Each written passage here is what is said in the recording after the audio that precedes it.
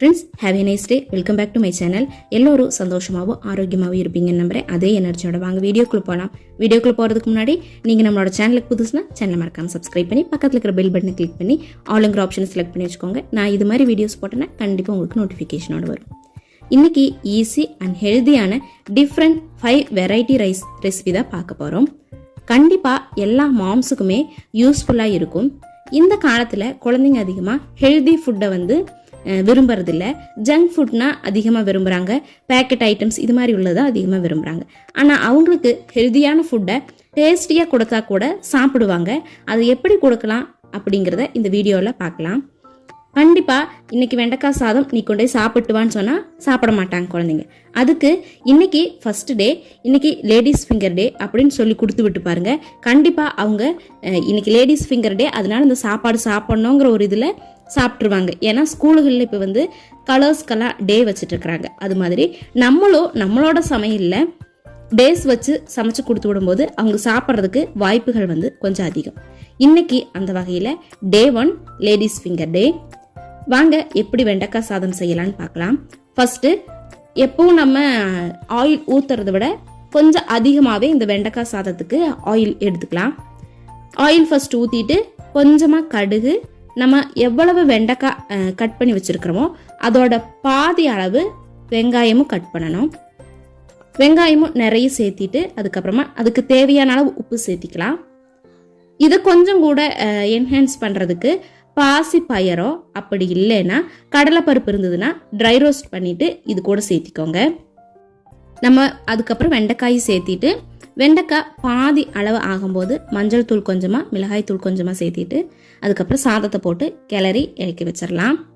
Day 2 it's carrot டே.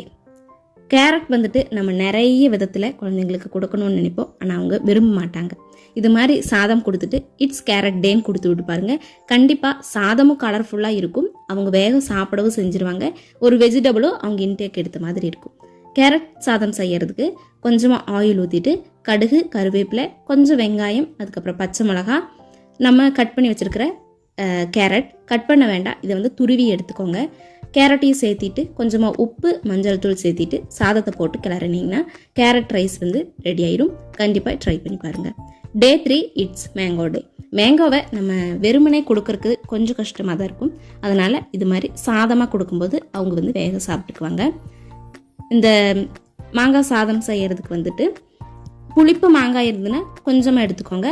கொஞ்சம் புளிப்பு கம்மியான மாங்காய் வருதுன்னா மாங்காய் கொஞ்சம் அதிகமாக எடுத்துகிட்டு இது மாதிரி கிரேட்டரில் வச்சு நல்லா கிரேட் பண்ணி எடுத்துகிட்டு கடாயில் கொஞ்சமாக ஆயில், கடுகு, கருவேப்பிலை, பச்சை மிளகா, அதுக்கப்புறம் நம்ம கட் பண்ணி வச்சுருக்கிற வெங்காயம், துருவி வச்சுருக்கிற மாங்காய், இதுக்கு தேவையான அளவு உப்பு சேர்த்திட்டு கொஞ்சமாக மஞ்சள் தூள் சேர்த்திட்டு சாதமும் போட்டுட்டு நல்லா கிளறி விட்டுட்டோன்னா மாங்காய் சாதம் ரெடி ஆயிடும். கண்டிப்பாக இதை நீங்கள் ட்ரை பண்ணி பாருங்கள்.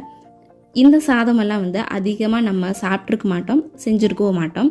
கொஞ்சம் டிஃப்ரெண்ட்டாக தான் இருக்கும். ஒரு கொஞ்சம் புளிப்பு டேஸ்ட் இருக்கும்.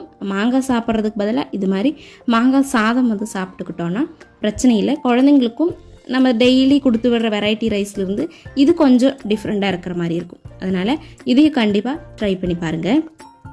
அதுக்கப்புறம் டே 4 இட்ஸ் எக் டே. நிறைய குழந்தைங்க எக்கை எந்த ஃபார்மில் கொடுத்தாலுமே சாப்பிட மாட்டாங்க.